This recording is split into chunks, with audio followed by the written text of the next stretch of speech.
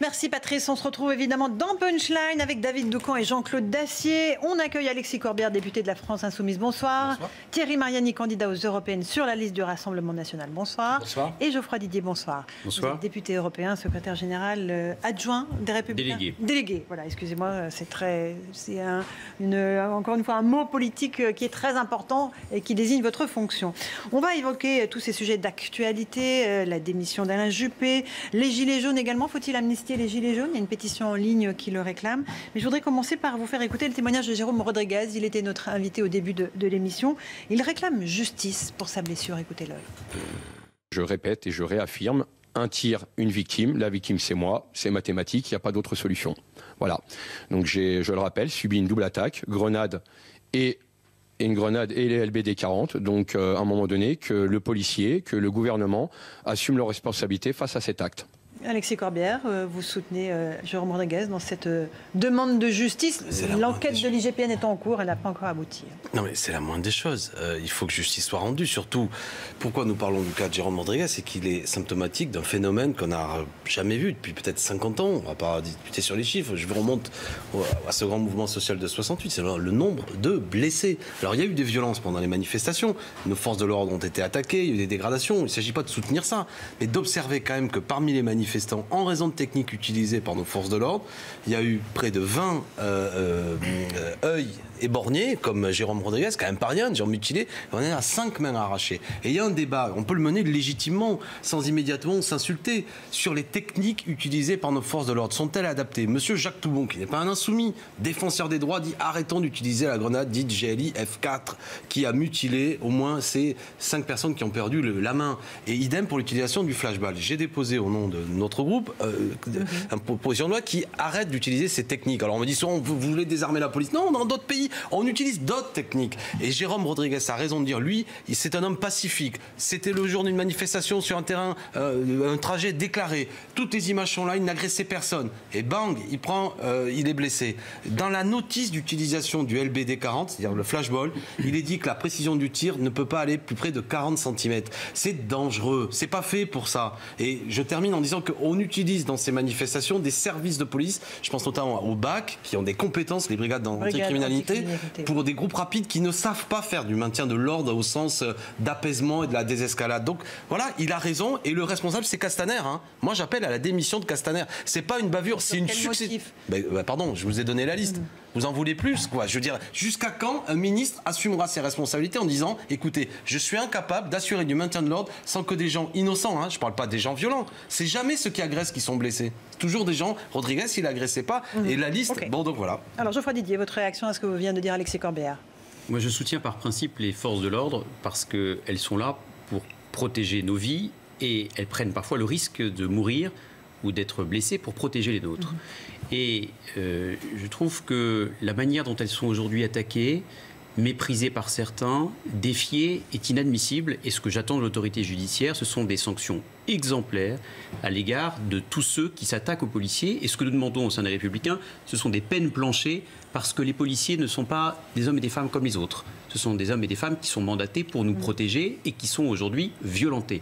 Mais vous savez que la profession la plus contrôlée de notre pays, ce sont les policiers. Et lorsqu'il y a des abus, et il peut évidemment y en avoir, il y a des enquêtes et elles sont sanctionnées. Donc j'estime aujourd'hui que nous devons, nous, élus, quels que soient les clivages, soutenir avant tout les policiers, les gendarmes, les forces de sécurité qui aujourd'hui font l'objet de très grandes violences. Thierry Mariani, pas une feuille de papier à cigarette entre ce que vous dites et ce que dit Geoffroy Didier? Sur le soutien aux policiers, je pense qu'on est tous d'accord. Je veux dire, ils ont un métier difficile en ce moment. Mais il faut l'exercer dans des conditions où on respecte aussi l'intégrité physique des manifestants. Et là, je suis plutôt d'accord. Je pense que le ministre de l'Intérieur a une très grave responsabilité. On en est à l'acte 14 samedi prochain. On s'est habitué à ce que chaque week-end, il y ait une main, un œil, etc. C'est devenu une sorte de banalité. Et jamais dans l'histoire de ces 15 dernières années, il faut peut-être remonter plus loin, on a eu des manifestations qui ont autant dérapé. Alors oui, il faut bien sûr réprimer les casseurs et ceux qui s'attaquent physiquement aux policiers. Et oui, il faut aussi enquêter quand il y a des usages de certaines armes qui visiblement posent problème. Et deuxièmement, des conditions de ces usages aussi particulièrement délicats. Une seule remarque. Donc il faut interdire les LBD, c'est ça que vous demandez? Il y a pour avoir discuté avec des professionnels, il y a un problème de munitions, on me dit. C'est-à-dire qu'en réalité, les LBD sont utilisés ailleurs avec d'autres munitions et n'ont pas fait de telles victimes.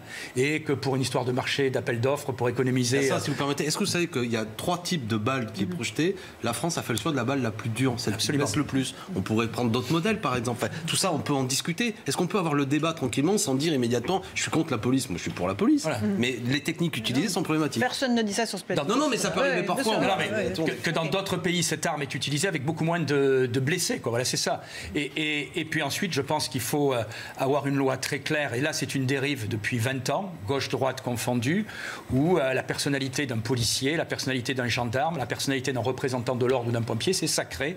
Et quand on y touche, comme c'est le cas dans certains pays, vous n'aurez jamais de telle violence par rapport, par exemple, comme cela, aux États-Unis contre les représentants des forces de l'ordre. Voilà.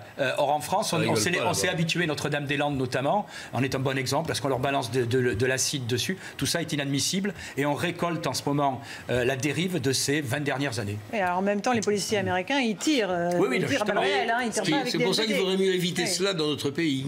Là où le gouvernement est très responsable, c'est que comment se fait-il que, alors que nous en sommes à la énième manifestation, des Gilets jaunes puissent accéder si près de l'Assemblée nationale? Parce que forcément, le fait d'approcher d'aussi près des lieux de pouvoir crée de la tension et donc oblige les policiers, qui ne veulent évidemment pas que l'Assemblée nationale soit prise par quelques-uns, à taper fort.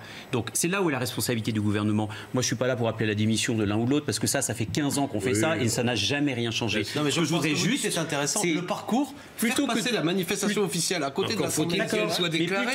Elle était déclarée. Certaines l'ont été déclarée. Mais plutôt que de demander la démission du ministre de l'Intérieur, on devrait plutôt lui demander ensemble de faire son travail. Et faire son travail, ça veut dire rétablir l'ordre dans ce pays qui aujourd'hui n'est manifestement plus en état d'être présent. Et le fait que, alors qu'on sait très bien qu'aujourd'hui il reste beaucoup de factieux et que tous les gilets jaunes sincères qui étaient là pour exprimer une colère fiscale ne sont plus dans la rue parce qu'ils savent bien qu'aujourd'hui ce sont les violents qui sont dans la rue, et malgré ça on les laisse s'approcher des grilles de l'Assemblée nationale, alors, en donnant cette impression que chaque samedi la République peut vaciller. Et c'est là où est la responsabilité du gouvernement. Donc après, non mais Laurence Ferrari, est-ce qu'il faut interdire les manifestations? Le journal Le Point, mais pas n'importe où. Le journal Le Point nous raconte aujourd'hui que l'homme qui a mis le feu manifestement au véhicule Vigipirate, qui a immédiatement ému le ministre de l'Intérieur immédiatement. Et je comprends, il était suivi depuis 14 heures par 2 fonctionnaires de police. Il y a un problème là quand même. Et ils ont pris en photo, il a cassé, il a dégradé plusieurs choses, etc. Pourquoi il n'est pas interpellé? Pourquoi ça a lieu? Pourquoi il a continué? Ils ont attendu. Écoutez, alors une fois de plus, chaque fois on me dit il y a un mot paralysant, c'est le mot complotisme. On peut plus rien dire, on peut plus poser de questions. Mais je pose quand même une question. Le rapport de police. Est-ce que le parcours officiel déclaré devait faire passer si près que ça la manifestation de l'Assemblée nationale? C'était une très mauvaise idée. Et n'est-il pas étonnant est-ce qu'il n'est pas étonnant que quelqu'un qui fait un acte aussi grave que mettre le feu à un véhicule de Vigipirate, qui est immédiatement utilisé par le ministre de l'Intérieur pour dire regardez c'est scandaleux, a circulé pendant 4 heures en dégradant plusieurs choses. Au bout d'un moment, on se dit, est-ce qu'il n'y a pas une instrumentalisation politique un peu? Un petit mot, David Decamps, peut-être? Non, mais juste un apport factuel, j'en sais rien. Il y a peut-être instrumentalisation, j'en sais rien. En tout cas, le rapport de police précise que les fonctionnaires ne l'ont pas interpellé pendant effectivement 4 heures parce qu'ils attendaient un moment pour le faire, justement, sans mettre en danger leur propre. Je vous dis ce qu'il y a dans le rapport de police. Sans mettre en danger leur propre activité et sans aussi mettre en danger les manifestants. Ils ont attendu un moment où il était moins entouré d'amis à lui particulièrement violents. La question qu'on peut se poser à un moment, c'est est-ce que le gouvernement ne joue pas sur le pourrissement de ce mouvement et où samedi après samedi, il y aura une certaine lassitude qui se retournera en faveur du gouvernement. Revenons à M. Rodriguez. Lui, il n'avait rien fait, il a perdu un œil. D'accord? L'autre, il faut... c'est ça que les gens ne comprennent plus. C'est que vous dites, il n'y a plus que les violents. Moi, il n'y a pas que les violents. C'est pas vrai. Majoritairement, les gens qui manifestent, et M. Rodriguez, et beaucoup d'autres qui sont des figures, sont des gens quand même pacifiques. Ils ont parfois le verbe haut, mais c'est pas des gens qui cassent. cassent. Eux se sont blessés. Et on voit qu'il y a des gens qui cassent. Donc, encore une fois, c'est quoi la solution?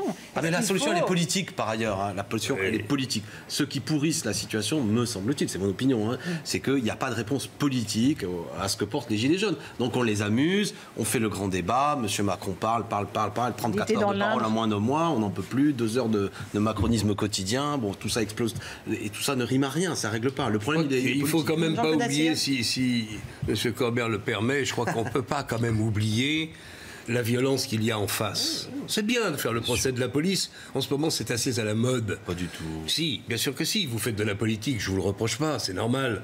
Mais vous demandez la démission, etc. C'est dans l'ordre. On demande aussi l'amnistie. Tout ça, c'est de la politique. Est-ce que vous avez un peu de mémoire? Vous vous souvenez du degré de violence qui avait atteint ces manifestations, qui n'étaient pas de la police? L'acte 2, l'acte 3, l'acte 4, vous préconisez donc qu'on retire les LB machin chose, qu'on retire les grenades de désencerclement, mais vous voulez quoi? Qu'est-ce qu'il leur reste? Il leur reste la matraque, et donc vous voulez, au fond, de l'affrontement corps à corps, ou alors ils sortent leurs armes? C'est pas très responsable. À l'arme blanche même. Qu'on puisse, je termine, et je voudrais savoir, qu'on puisse, lorsque les manifestations, si ça survient un jour, espérons-le, s'interrompent, qu'on réfléchisse en effet sur l'utilisation de telle ou telle arme, de tel ou tel type de munitions, en prenant exemple sur les pays européens étrangers. Mais il n'y a pas le type de violence dans les pays européens qu'il y a eu en Allemagne, il n'y a pas de Black Bloc. Les mêmes, c'est les Black Blocs, c'est les mêmes. Ils font le voyage, c'est les mêmes. Alors justement. Et c'est les mêmes. Enfin, nous, ils sont là tous les samedis. Je dis simplement que réclamer aujourd'hui de désarmer la police est totalement irresponsable. Alors, allez-y, je sais pas si on va précisez parce que c'est important. Moi, je n'ai jamais dit désarmer la police. Je dis, est-ce que, par exemple, lors des 3 premières journées, les groupes de DAR, dont on parlait tout à l'heure, n'existaient pas, ces groupes mobiles. Des syndicats de police l'ont demandé. Notamment, ils mettent en application dans les manifestations ce que je disais, les policiers de la BAC. Les policiers de la BAC, je les connais en Seine-Saint-Denis, ils font un boulot difficile. Je ne crois pas que leur place soit dans ces manifestations. Il fallait du monde. Il y avait pas assez de monde. Si vous suivez le débat, ce que disent les gendarmes disent attention, eux, ils ont des façons de travailler et ils trouvent que la façon dont c'est fait dans la manifestation, c'est pas bien. Écoutons les professionnels. De la même façon que même si vous n'êtes pas enseignant, vous avez le droit de critiquer l'école. Moi qui ne suis pas policier, j'ai le droit un peu quand même d'observer les choses sans dire immédiatement je veux qu'ils aillent en tongs et en short dans les manifestations. Je trouve quand même qu'il serait plus sain de demander, avant de désarmer la police, de demander de désarmer les manifestants. Parce que les policiers, ils sont faits pour être armés, parce qu'ils sont là pour nous protéger, et donc d'utiliser parfois une violence légitime. Les manifestants, il n'y a aucune raison, à moins vous envoyer et que vous justifiez la violence, il n'y a aucune raison qu'ils utilisent la violence chaque samedi. Mais je vous entends plus depuis 10 minutes parler du désarmement de la police nationale plutôt que du désarmement des manifestants qui sont manifestement violents. C'est un choix politique manifeste. Mais il y a la loi anti-casseurs, on est parti sur l'idée qu'un homme, elle ne sera jamais votée. Ce que vous allez demander, j'imagine, c'est l'amnistie des manifestants violents et le désarmement des policiers. Avouez quand même qu'avec ça, on n'a pas la même conception de la République. Peut-être que la solution à tout cela viendra de nos concitoyens, viendra de l'opinion. Oui, qui ne bascule toujours pas. Pour la première fois hier soir, c'est ce que je voulais vous dire, pour la première fois hier soir, un sondage montre qu'une majorité de nos concitoyens demandent à ce que le mouvement des Gilets jaunes, ou en tout cas les manifestations qui parfois basculent dans la violence le samedi, s'arrêtent. 56% pour que ça s'arrête, 43%. Garde un soutien majoritaire. Bien sûr. Mais au terme de la 14e journée de manifestation, on peut comprendre, est-ce que c'est la manifestation pas pour casser et taper sur les flics. Moi aussi, je les soutiens. Le pouvoir d'achat, moins d'impôts, on les soutient tous. Simplement pas avec n'importe quelle méthode. Je sais que ma parole parfois, mais moi je n'ai jamais appelé à la violence, je l'ai même toujours condamné. Je sais bien, mais... On est entièrement d'accord. Thierry Mariani. La seule réponse, on le sait, peut être que politique. Moi, ce qui m'inquiète, c'est que entre grand débat, débriefing du grand débat, on nous annonce les conclusions aux alentours du 15 avril. Voilà, ça veut dire qu'on ne peut pas quand même aller jusqu'à Gilets jaunes samedi, acte 20 ou 22. Donc il y a un moment où je pense qu'il faudra quand même accélérer le calendrier, parce que visiblement, côté Gilets jaunes, il y a des casseurs, chacun est d'accord pour les condamner, etc. Il y a aussi des braves gens qui manifestent. Ça peut continuer encore une dizaine de samedis, et c'est ça qui m'inquiète. Allez, on fait une toute petite pause dans Punchline. On se retrouve, on écoutera Christophe Castaner qui répond à Jean-Luc Mélenchon de la France Insoumise. À tout de suite. Ah ça. Alors qu'est-ce qu'il a dit? On se retrouve dans Punchline avec nos débatteurs. On est avec Alexis Corbière pour la France Insoumise, Thierry Mariani, candidat aux Européennes sur la liste Rassemblement National, Geoffroy Didier pour les Républicains et Jean-Claude Dacier, David Doucan d'Europe 1. On va écouter effectivement la réponse de Christophe Castaner, le ministre de l'Intérieur, à Jean-Luc Mélenchon. Il s'agit de la condamnation du boxeur de gendarmes Christophe Détinger. Vous savez qu'hier, la justice l'a condamné à 1 an de prison ferme aménageable en semi-liberté et 18 mois de sursis avec mise à l'épreuve pour avoir violemment frappé 2 gendarmes le 5 janvier lors de l'acte 8 des Gilets jaunes. Jean-Luc Mélenchon, hier soir, a tweeté cette phrase: 2 ans ferme pour Christophe Detthinger, le boxeur. Le procureur exige 3 ans, justice de classe, mais les éborgneurs et les barbouzes sont en liberté. Réponse de Christophe Castaner aujourd'hui, écoutez-le. Hier, dans une salle d'audience, justice a été rendue pour un acte choquant, inadmissible, et c'est ce qu'ont confirmé les juges. Par leur décision, ils affirment qu'en France, on ne peut pas agresser les forces de l'ordre en toute impunité. Ils affirment qu'en République, il y a des règles, des institutions et des devoirs que l'on doit respecter.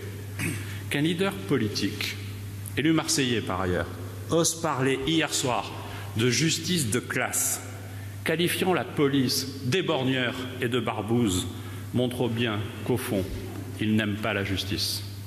Qu'il le sache, il n'y a pas de liberté sans ordre public. Il n'y a pas de liberté sans justice. Alexis Corbière, il n'y a pas de liberté sans ordre public, rappelle-t-il à Jean-Luc Mélenchon. Je trouve ridicule Castaner, il prend la pause. Bon, déjà, il ferait bien de s'occuper plutôt que tout le temps courir après Mélenchon, de veiller à ce que les manifestations se passent bien. Il a le verbe plus facile que l'efficacité vis-à-vis des forces de l'ordre. Je ne reprends pas la discussion tout à l'heure. Il veut, comme ça, jouer. Bon. Mais revenons à l'essentiel. Oui, effectivement, vous pouvez me rappeler le nombre de jours que M. Cahuzac a passé en prison ?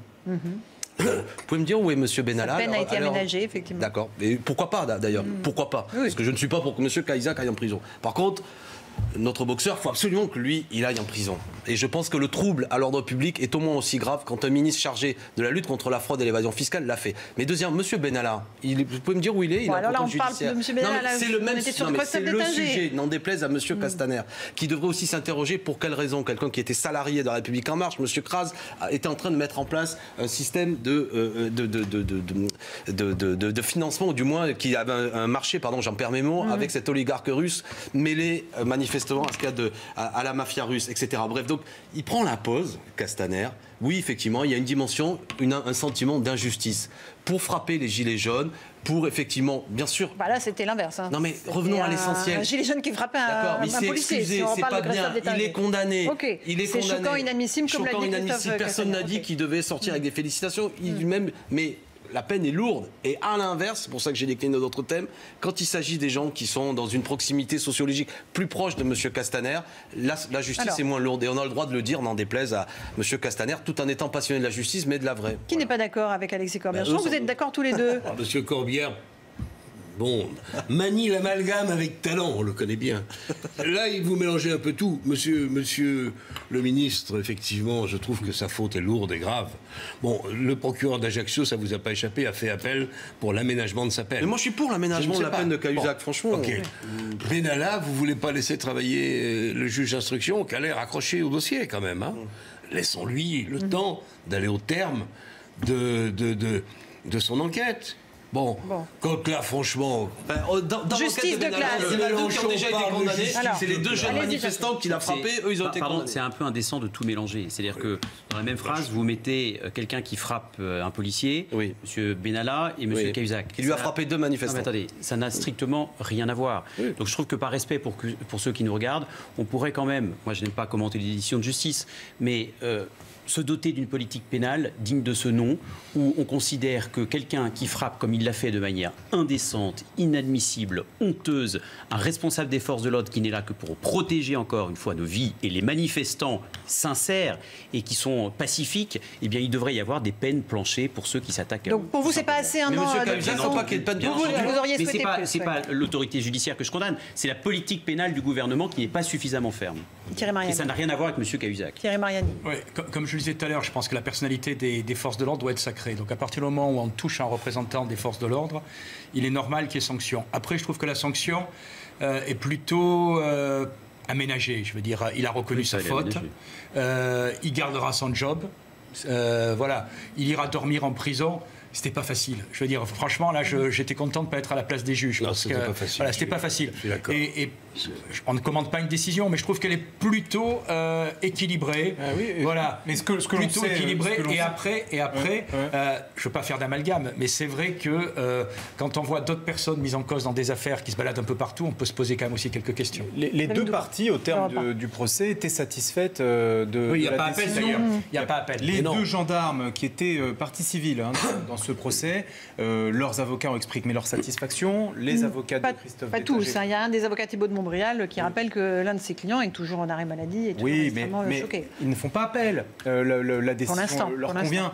Donc, je crois doute parce qu'ils veulent aussi apaiser les choses. Sans doute. Et peut-être mais il y a un vrai choix politique sur peine planchée ou pas peine planchée. Le gouvernement refuse les peines planchées à l'égard de tous ceux qui s'en prennent aux policiers. C'est un vrai choix politique, c'est une vraie différence que nous avons avec le gouvernement. Justice de classe alors, M. Corbière? Non, mais c'est vous soutenez les déclarations de votre chef de file ou pas? Je ne veux pas vous gêner, mais quand même. Personne n'est pour agresser la police et il était normal qu'il y ait une sanction qui lui soit apportée. Par contre, ce que souligne Jean-Luc Mélenchon, c'est que la procureure qui parle au nom, normalement, de la République a été particulièrement sévère là-dedans. 3 ans de prison ferme, franchement, je crois que c'est disproportionné pour un homme qui immédiatement s'est rendu, s'est excusé. 2 jours après. Il y avait quand même... 2 jours après. Non mais attendez, on peut se mettre à la place aussi. Non mais attendez, je tout était ultra médiatisé. Bon, quand même, non, cet homme a quand même eu une certaine dignité après avoir fait ce geste inacceptable. Franchement, bon. Je pense que d'ailleurs, vous évoquez que le jugement finalement est équilibré, c'est que je pense que le juge a été sensible au fait qu'il n'a pas pétaradé, il s'est excusé, il en a eu honte, et je crois qu'il y a une bonne pédagogie à ça. Même c'est une syndicaliste de police que vous invitez souvent qui soulignait que c'était pas mal finalement qu'il se soit excusé. Mais par contre, nous, ce que souligne Jean-Luc, il le fait avec son style, c'est que par contre sur des choses qui sont graves aussi, on a parfois l'impression, et je reviens avec mon cas de Benalla, moi je suis étonné de découvrir que le contrôle judiciaire n'est pas respecté, qu'il parle avec des gens avec lesquels il ne doit pas parler, et que plus ça va, plus on s'aperçoit que cette facilité vient sans doute aussi de sa proximité, réelle ou supposée, avec le président de la République. Et ça me déplaît. C'est sûr que M. Dettagé, ça n'est pas un proche du président de la République. La justice est passée sur lui. Sur d'autres, c'est pas encore le cas. Il faut amnistier les Gilets jaunes rapidement. C'est une pétition en ligne qui le réclame, Geoffroy Didier. Mais amnistier les Gilets jaunes, ça veut dire quoi? Attendez. Ceux qui sont moi, je me sens Gilets jaunes quand ce sont des personnes qui sont pacifiques, sincères, qui sont à bout, qui ne peuvent plus payer leurs impôts et qui expriment une colère face à cette obsession fiscale du gouvernement qui, vous l'avouerez quand même avec moi, depuis une semaine ou 10 jours, n'a qu'une idée, c'est d'ajouter des impôts aux impôts. Alors il y en a un qui dit on va sur les niches fiscales, l'autre sur les plus-values sur les résidences principales, d'autres sur la taxe carbone. C'est insupportable. Ils n'ont rien compris. Ce sont des obsédés fiscaux. Bon. Donc effectivement, là, je me sens gilet jaune. En revanche, quand il s'agit de s'attaquer aux policiers comme certains le font et qui en fait enfilent des gilets jaunes pour détourner l'esprit des gilets jaunes et l'instrumentaliser, non, on ne va pas les amnistier. C'est-à-dire que d'un côté, on excuse ceux qui s'attaquent aux policiers, avec M. Corbière, parce qu'en gros, c'est quand même le discours du soir de l'extrême gauche, et de l'autre, il faudra amnistier les gilets jaunes. Ça fait des années qu'il m'appelle extrême gauche, excusez-moi. Non mais Geoffroy Didier, la réalité, j'entends, il y a le cas extrême. On n'est pas, moi je défends pas quelqu'un qui agresse un policier, mais il y a une marge entre les deux, de beaucoup de cas, notamment en province. Moi je reviens de Béziers, par exemple. À Béziers, il y a eu, qu'on appelle ça, des péages d'autoroute qui ont été un peu détruits par des gens. Dans tout ça, il y a tout un entourage de gens, certains, je pense notamment à un monsieur qui est en chaise roulante, qui depuis le 8 janvier est en prison, il n'est toujours pas jugé, etc. Et malgré tout, beaucoup de gens sont émus parce que leur activité et leur participation réelle à tout ça fait plus que débat. Je pense que pour apaiser les esprits, vis-à-vis de tas de cas qui sont, vous savez, moi je suis aussi originaire du sud de la France. Quand un viticulteur était en colère, il cassait beaucoup et il y avait personne qui finissait en prison parce qu'on considérait finalement que l'apaisement passait par une forme de tolérance, peut-être coupable, mais par s'immobilisation. Je dis que si on veut sortir donc, faut les relâcher.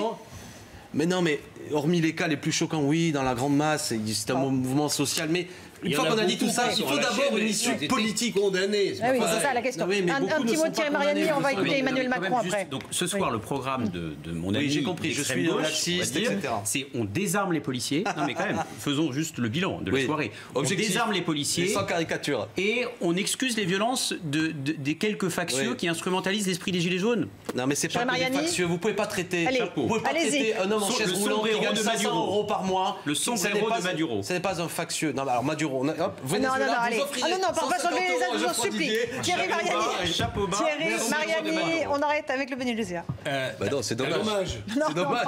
D'abord, il faut attendre la fin du mouvement. Je veux dire, tant que le mouvement n'est pas fini, il n'est pas prêt de finir. de prendre la moindre mesure. Okay. Après, je pense que la justice, simplement, doit se montrer compréhensive, à l'exception des casseurs. Point final. Ceux qui ont fait preuve de casseurs et ceux qui ont fait preuve de violence contre les forces de l'ordre, à mon avis, il n'y a pas d'indulgence particulière. C'est déjà un peu... Vous disiez, la justice doit avoir aussi une responsabilité politique, aller vers l'apaisement. Hein, c'est ce que vous disiez à l'instant, je crois. Vous donniez les exemples des escalades. Bon.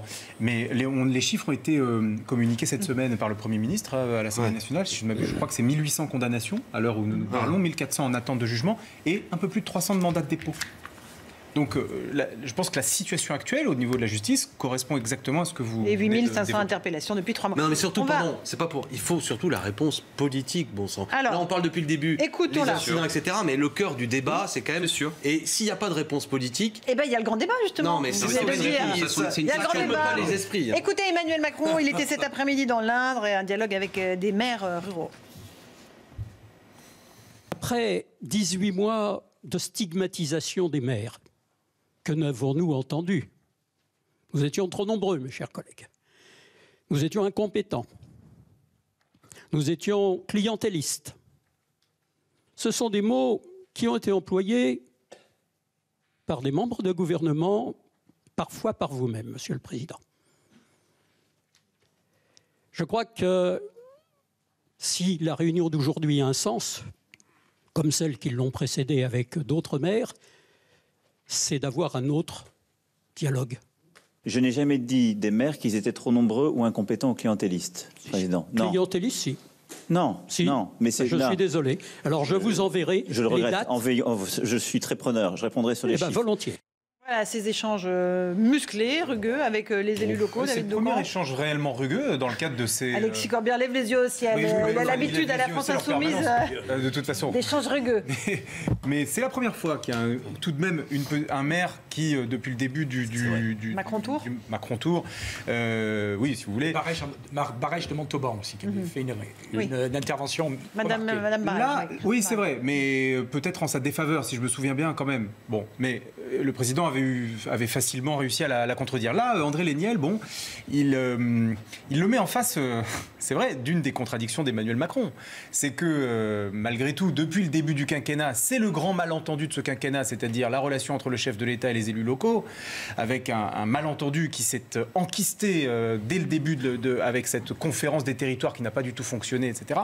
Enfin, le malentendu, il est avec les Français maintenant, David. Et depuis les Gilets jaunes, le malentendu s'étant déplacé vers les Français, le président de la République se tourne vers les maires. Et donc, effectivement, André Léniel a beau jeu de lui mettre ceci en plein visage. Donc, c'est de bonne guerre. Thierry Mariani. Je veux dire, franchement, ça commence à lasser, quoi. Je veux dire, on en est à la je ne sais plus combienième réunion. Le président de la République avait ignoré les maires il y a 1 mois et demi au Congrès des maires. Là, il en rajoute. Là, ça commence à lasser. Maintenant, on attend un peu des annonces. Voilà. Mais là, il y a le débat qui se poursuit. Oui, mais on sait très bien qu'un débat avec 800 000 contributions, ou je ne sais plus à combien on en est, en réalité, ça veut dire que le président va décider seul.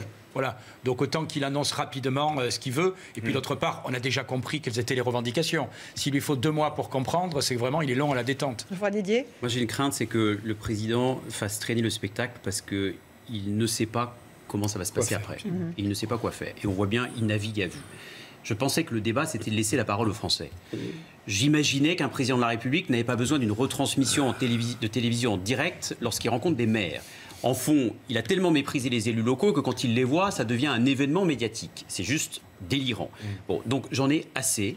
Je crois que beaucoup de ceux qui nous regardent en ont assez de ces meetings de campagne, de ces numéros d'autosatisfaction.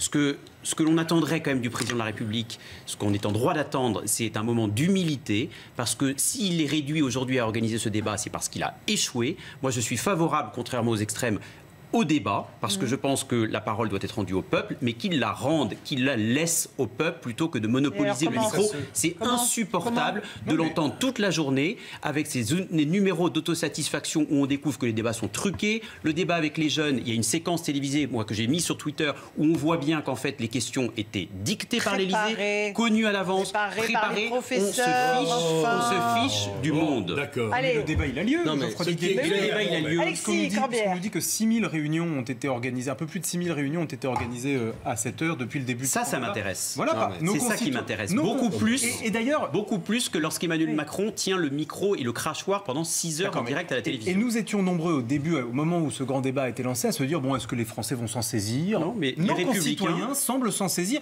6 000 réunions organisées dans les mairies. Bon, je suis d'accord avec vous. Alexis Corbière, je voudrais vous entendre là-dessus. Moi, mais déjà sur la réalité des chiffres, je partage pas parce qu'il y a réunion et réunion, il y a des trucs bidons organisés par des militants d'En Marche qui réunissent 3-4 personnes.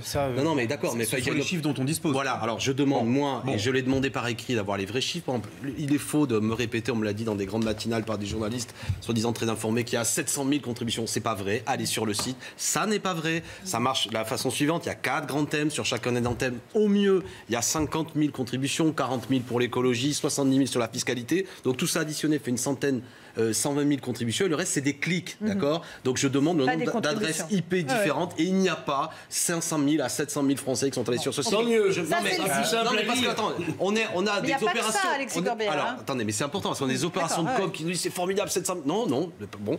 Ensuite, il y a un autre sujet, la parole présidentielle. C'est un vrai sujet quand même. Maintenant, j'avais fait le calcul. Je suis intervenu hier à l'Assemblée nationale. 34 heures de parole depuis le 15 janvier. Ça veut dire si on enlève les week-ends, 2 heures par jour de Macron. Toutes les chaînes d'information qui diffusent. C'est un vrai sujet, y compris vis-à-vis de votre profession. Est-ce que votre métier, c'est de diffuser sur toutes les chaînes d'information au même moment? Par exemple, le jour où Mediapart faisait sa conférence de presse, c'est un petit sujet quand même. Ils avaient été perquisitionnés. Il y avait la France Insoumise aussi quand on faisait une conférence de presse au même moment. Pas un mot des chaînes d'information sur la conférence de presse de Mediapart qui trouve quand même que c'est un problème, que c'est source, qu'il y ait une perquisition. Par contre, du Macron. Et vous l'avez dit aussi, je ne sais plus lequel de vous deux, pardon, mais parlez. Mais pour dire quoi? Au bout d'un moment, ce flot de paroles, y compris, je pense même, si j'étais conseiller de communication du président, de dire attention. Mais quand il parlait pas, vous disiez il parle pas. Maintenant il parle trop. Non mais il ne décide rien. Non mais pour parler, pour dire quoi? Les Français, on l'a dit, ils veulent la parole, ils veulent pas qu'on la confisque. Parce que au bout d'un moment, moi je serais président de la République, que tu mets des débats, mais au bout d'un moment, tu synthétises, tu dis j'ai retenu ça, voilà ce que je mets. Là, non mais si. Ce que vous dites est vrai, et c'est peut-être vrai. On va le savoir. Oui, moi je pense. La sortie, s'il la rate, on retournera aux urnes d'une manière ou d'une autre. Le constat que vous ne voulez pas faire, parce que vous faites de la politique, et je vous comprends, que vous le vouliez ou non, il a repris la main. Alors moi aussi, je suis comme vous, je trouve le micro, pas la main. Non mais attendez, il ne lâche pas. Non mais soyons honnêtes, essayons 2 minutes de reconnaître qu'il fait quand même un numéro qui impressionne et séduit. Là où je suis d'accord avec vous, c'est que ça commence... Une seconde, j'ai fini. Ça commence à faire longuer. Deuxièmement, que vous le vouliez ou non, il a repris 11 points dans les sondages. D'accord, on peut dire que tout ça c'est de la gnognoc et ça vaut rien. Ok. C'est pas vous qui me direz ça, vous êtes un politicien sérieux. Non, mais... Troisièmement, je suis d'accord, troisièmement, c'est long. Ah oui, mais vous dites tout de suite là. Pour une fois que je parle. Pour une fois, Jean-Claude. Les chiffres du chômage sont plutôt encourageants, que vous le vouliez ou non. Donc il a un peu la main. Je comprends que ça vous chiffonne. Mais quelque part, rassurez-vous, c'est pas fini. Il n'est pas sorti d'affaire. Oui, non. Mais il a repris la main. Voilà. La question, c'est pas est-ce qu'Emmanuel Macron a la main et est-ce qu'il est sorti d'affaire. Moi, ce qui m'intéresse sont les Français. Pardon. Ce sont les Français qui sont victimes aujourd'hui de la politique d'Emmanuel Macron. Donc, je suis ravi qu'on en soit réduit à commenter la stratégie de communication d'Emmanuel Macron. Mais si on en est là, encore une fois, c'est parce qu'il a échoué. Et donc aujourd'hui, ce que nous attendons, le chômage recule, très bien. Le chômage recule, tant mieux que le chômage recule. Mais on a l'un des pires taux de chômage de l'Union européenne. Il y a plus de 6 millions de personnes au chômage. Il y a 3 millions de jeunes chômeurs. Et vous voudriez aujourd'hui, effectivement, je regardais les comptes Twitter de tous les membres du gouvernement qui ont tous reçu comme élément de langage. Félicitez-vous de la politique de la lutte contre le chômage. Très bien, un peu d'humilité, Monsieur Macron, un peu d'humilité. Mais qui est responsable des 3 millions de jeunes en effet sans formation et qui sont oisifs sur le marché? Qui? Les 6 millions de chômeurs, qui? On peut tout reprocher à Macron. Non. Reconnaissez avec honnêteté quand même. Le premier à dire qu'il y a eu beaucoup d'erreurs à gauche et à droite. Un peu de discipline en plateau. Allez-y, Thierry Mariani. Le problème n'est pas de savoir s'il a repris la main, le problème est comment il va en sortir. Et moi aussi, je pense qu'il risque d'avoir une immense déception. Voilà, parce qu'au début, je croyais qu'il savait où il allait. Maintenant, je me dis de plus en plus qu'il ne sait pas où il va. Et on est dans une sorte de semaine où il doit chercher lui-même une porte de sortie. Après, si vous permettez, sur le chômage, je me permets quand même de rappeler qu'il il y a une certaine loi Macron qui avait été votée en 2015, qui à l'époque c'était un ministre qui s'appelait, je crois, Macron, nous expliquait que ça allait tout révolutionner. On est 3 ans après, quand même, dans le peloton de queue de l'Europe. Oui, donc il n'y a pas de quoi se réussir. Ça bouge. Bah, il vient d'une situation où il y a 6 millions de chômeurs. Et il a eu, à mes yeux, il a quand même 2 ans de gouvernement. Il a supprimé les 3/5 des emplois aidés, dont François Hollande se servait pour maquiller les brèmes et maquiller les chiffres. Et qu'il y ait un petit frisson sur le chômage, c'est quand même pas mal. J'aimerais juste qu'on écoute Jean-Claude, on écoute Alain Juppé qui fait un constat sur le climat politique qui est délétère. Alain Juppé qui quitte Bordeaux, écoutez-le sur ce climat politique. L'esprit public est devenu délétère. La montée de la violence sous toutes ses formes, verbale et physique, le discrédit des hommes et des femmes politiques réputés tous pourris, la stigmatisation des élites, dont tout pays a pourtant besoin, pourvu qu'elles ne se reproduisent pas par cooptation, mais qu'elles soient ouvertes à la société tout entière. Bref, dans ce climat général, infecté par les mensonges et les haines que véhiculent les réseaux sociaux, l'esprit public, la vie publique, sont difficiles à vivre et lourdes à porter. Ce climat délétère, qui est-ce qui signe la même chose que Alain Juppé? Alexis Corbière? Non mais bon, je ne vais pas arriver à dire du bien d'Alain Juppé. Non, mais je ne vous parle pas de lui, je parle de ce qu'il dit. Ces leçons de morale de M. Juppé, aujourd'hui, il repeint un vieux sage. Je ne supporte pas ça. Voilà. Je suis contre cette nomination, cette cooptation. Si le Conseil constitutionnel, c'est le cimetière des éléphants, des anciens premiers ministres, de toute une série de gens qui étaient des acteurs politiques, et on ne fait croire que ça va être une instance, comment dirais-je, au-dessus d'aspects partisans, je n'y crois pas. Et de la même façon, voilà, que je vais être trivial, je suis peut-être le seul, j'entends à le dire. M. Juppé, il a été condamné, d'accord? Il a été condamné à un moment donné. Et oui, et ça le disqualifie de mon point de vue, même s'il a payé. Oui. Mais au moins, je suis pour moi qu'une fois qu'on a payé sa peine, on puisse continuer sa vie professionnelle. Mais je pense qu'au moins, il aurait dû considérer que pour être nommé au Conseil constitutionnel, eh bien, il se décalait et qu'il avait d'autres choses à faire, mais pas ça. Parce que moi, je pense que quand on a l'honneur de gérer, notamment de l'argent public, etc., et qu'on a fait une faute, alors peut-être qu'il a payé pour quelqu'un d'autre, mais c'était une époque particulière de la vie politique, la ville de Paris, qui servait. Bon, la justice est passée, il aurait pu au moins, voilà, il ne le fait pas. Pour ma part. Mais pourquoi Pourquoi pour moi, ça n'est pas un sage, ça n'est pas un homme objectif. Pardon, voilà. Vous ne pouvez pas d'emblée vous énerver. J'ai même pas encore dit que allez-y, David. Où est-il prévu, où est-il écrit qu'on ne peut pas nommer au Conseil constitutionnel quelqu'un qui a été condamné et nulle part. La preuve, nulle part. Bon, mais vous l'avez dit, le Conseil constitutionnel, qu'est-ce que c'est? Normalement, c'est une instance où, une fois qu'elle a parlé, on devrait dire on s'incline parce que leur parole est quelque part au-dessus de tout aspect partisan et au-dessus de tout tout soupçon. Donc j'ai dit premièrement, quand vous avez été Premier ministre du pays, moi je ne suis pas pour cette logique. Un coup c'est alors Jacques Mézard, Lionel Jospin, Alain Juppé, etc. Bon, je pense que c'est très mauvais. Thierry Mariani. L'avantage, je pense, c'est que ça clarifie un peu la vie politique. Voilà, il a été nommé, on sait très bien qu'il se rapprochait d'En Marche. Il a été nommé par En Marche alors qu'il vient de l'opposition. Voilà, au moins c'est l'avantage de la cohérence politique et de la clarté. Voilà. Encore une défection, Geoffroy Didier? Moi, ce qui me préoccupe surtout, c'est le climat délétère, effectivement, dont il parle, et qui est très préoccupant, qui est vrai. Le fait de s'attaquer au domicile privé du président de l'Assemblée nationale, de députés dont pourtant je ne partage pas les convictions politiques, c'est alarmant. Et je crois qu'il va falloir faire baisser la pression. Et là où je rejoins Alexis Corbière, mais c'est le seul endroit où je le rejoins, c'est que la seule réponse pour faire baisser la pression, ce serait une réponse politique. Oui, mais... Encore une fois, qu'Emmanuel Macron agisse, réfléchissent plutôt que de tenir le crachoir et faire des numéros d'autosatisfaction. Le climat général infecté par les mensonges et les haines que véhiculent les réseaux sociaux, c'est une réalité que vous rencontrez tous dans votre vie politique et publique? Bien sûr. Les réseaux sociaux, moi je suis actif tous sur Twitter. Bon, Twitter c'est un gigantesque égout, notamment les comptes anonymes, vous faites insulter, je suis gros, j'ai les dents comme ceci, j'y ai droit régulièrement. Alors bon, et puis après sur le plan politique, tout ce que... Bon, mais ça, c'est le combat politique. Je veux dire, par rapport à la violence de la société, je pense qu'il ne faut pas non plus passer son temps à pleurer. Quand on fait de la politique, il faut accepter l'idée quand même que... C'est rude. C'est rude, sinon il faut faire autre chose. Thierry Mariani. Twitter, c'est le meilleur et le pire. Voilà, on trouve effectivement par moments des égouts, à d'autres moments on trouve des réflexions intéressantes. Oui. Après moi, comme vous le savez, j'ai changé de formation politique. Je découvre que la formation que j'ai plus ou moins rejoint, c'est la fin... Plus ou moins, oui, pas plus ou moins. Vous n'êtes pas adhérent voilà, je ne suis pas adhérent, mais je suis membre et je soutiens la liste. Subit cette brutalité politique depuis longtemps. Hier, c'était la 22e fois que la permanence du Rassemblement national à Brest était saccagée. La 22e fois. Et je découvre ce que j'avais complètement oublié en étant à l'UMP, parce qu'à l'UMP, les manifestations se passaient tout à fait normalement.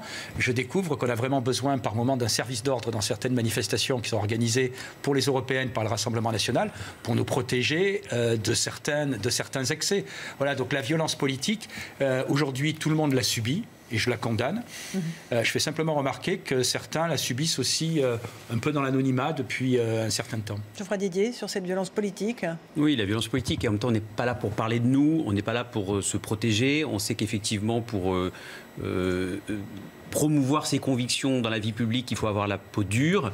Je le sais, nous y sommes prêts. C'est pas le sujet. En revanche, le vrai sujet sur les réseaux sociaux, c'est par exemple le fait, pardon, je change de sujet, mais ça reste quand même ça sera vraiment la fin, là. Oui, mais c'est le fait que sur les réseaux sociaux, sur Google, sur Facebook, il y a encore des contenus d'apologie du terrorisme qui ne sont pas aujourd'hui sanctionnés comme il le faudrait. Et le combat que nous allons mener, notamment, par exemple en Europe, je le fais comme député européen et évidemment pour les élections européennes prochaines, c'est celui-ci. Réguler Internet, lutter contre l'emprise des GAFA qui sont aujourd'hui aussi puissantes que les États, ça, ce sont des vrais combats politiques qui méritent mieux que nos pommes à nous. Merci à tous les 5 d'avoir participé à ce débat dans Punchline. Dans un instant, Pascal Praud, l'heure des pros 2, 21h, Patrice Boisfer, 22h, Sonia Mabrouk. Belle soirée sur notre antenne.